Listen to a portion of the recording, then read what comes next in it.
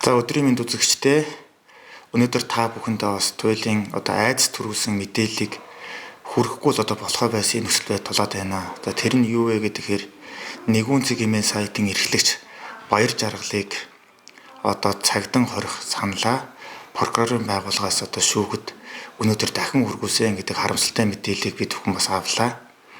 За нэгүн хэмээн сайт нь бол ядарч хохирсон иргэдийн эрхийг хамгаалах чиглэлээр маш тууштай ажиллаж олон сурвалжлагыг та бүхэндээ хүргэсэн ийм хамт олон байгаа.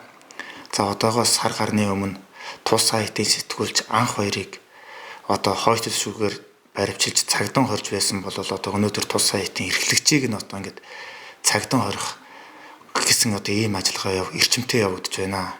За 3 хоногийн дараа Монгол улсад сэтгүүл зүйн салбар үүсч хөгжсөний 110 жилийн ойн өдөр тохионо. За энэхүү ойн өдрийг тохиолдуулж Монголын сэтгүүлчдэд хэвлэл мэдээллийн байгууллагт маш ноцтой аюул заналыг үзүүлсэн ийм үйлдэлийг эрх баригчдын зүгээс үзүүлж байна гэж миний хувьд бол хардаж байна.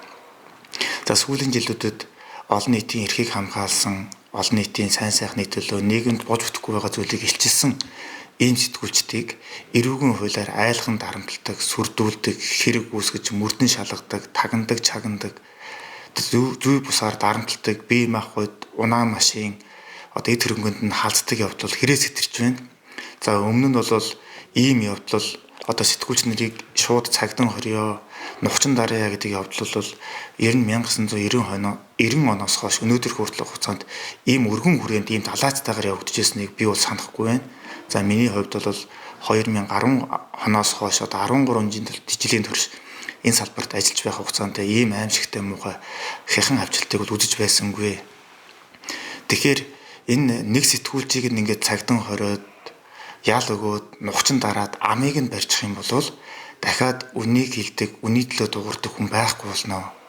Энэ улсад бол ингэснээр бодит дарангуйлал бий болох юм аа. Үнийг нь хэлэх эрх баригчдын, төрийн албан хаагчдын хууль бус үйлдэл, хулгай луврыг нийцлэх дуугарах хинч байхгүй болчих юм бол энэ улсад бодит дарангуйлал бодитоороо тогтох нөхцөл байдал үүснэ. За би 1990 оноос өмнө ямар байсныг бол мэдэхгүй.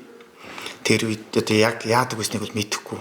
Гэхдээ тэр үед олон нийтийн сайн сайхныхаа төлөө, олон нийтийн тусын тулд ингэж цогтой дуугардаг тэмцдэг сэтгүүлч байсан үгүй л би лав эргэлцсэн. Яагаад вэ гэхээр 1913 онд 13 оны 3 дугаар сарын 6-ны өдөр шин тойл хэмээх сонин гарснаас хойш 1990 оны хүртэлх хугацаанд 90 сурвалжлах сэтгүүл зүйн нийтлэл нэвтрүүлэг, эрх баригчдын булхай луврыг хилчилсэн зүйл огт гарч байгаагүй маа. Яг 1988 онд буюу цаг төр ирж байх үед л анхны сурвалжлагууд нь гарч, нийтлүүд нь гарч байсныг тооцвол тэрнээс өмнө юу ч байгаагүй. Төрөөс хэвлэл мэдээллийн агуулгад цензуур тавьдаг, дуугарсан сөрсөн болгоны нухчин дардаг байсан тэр цаг үед хизээч олон нийтийн сайн сайхны төлөө дуугардаг тийм нийтлэл нэвтрүүлэг гарч байгаагүй гэдгийг та бүхэн бас эндээс харж болно. Тэгэхээр энэ ардчилсан Монгол улсад ийм зүйл ингээ ам бүхтэй байсаар байвал цаашдаа энэ явдал дахин давтагдцаар байвал сэтгүүлчдийг цагдан хорсоор байх юм бол ер нь үний төлөө дуурах хүн байхгүй болчихно. Байхгүй болно. Тэгээ энэ хинт хэрэгтэй гэхээр эрх барьж байгаа хүмүүст хэрэгтэй. Тэд бүхэн хулгай лувраа үргэлжлүүлэн хийхэд хэрэгтэй. Яагаад тэгэхээр тэрнийг нь хинч илчдэггүй, хинч тэрний төлөө дуурахгүй учраас. Тиймээс энэ чөлөөт хэвлэл гэдэг зүйл чинь бол сэтгүүлч нь ямар нэгэн айдасгүйгээр нийтлэл сурвалжлага хийж байх юм бол энэ улсад маань ардчтал ам бүхтэй байсаар байх болно. Тэгэхээр энэ дээр ард иргэдмийн та бүхэн нэгдээч сөрөг хүчин гэж хэрвээ байгаа бол үүний төлөө та бүхэн дуграач хэмээн маш ихээр хүсч урайлж байна.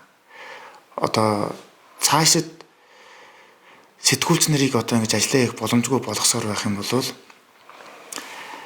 ер нь л хүмүүс ажиллах хүсэлгүй болно. Жилээс жил сэтгүүл зүйн салбарт сэтгүүлчээр ажиллах хүмүүсийн тоо цөөрч байгаатай адилхан үний төлөө дуурах хүмүүс байхгүй болчихно.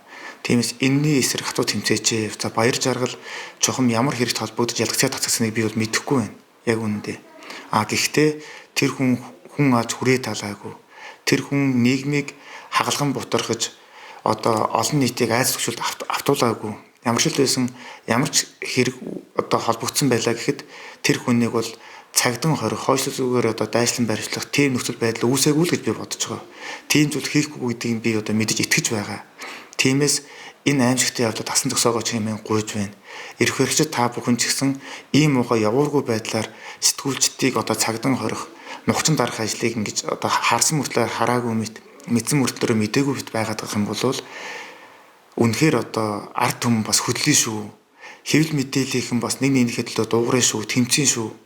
Ямар ч л байсан бид бүхэн нэг нэгнийхээ төлөө хамгаалах, үнний төлөө тэмцэх бас эр зориг маань одоо хүртэл байгаа шүү гэдээ бас эцэст нь хэлье.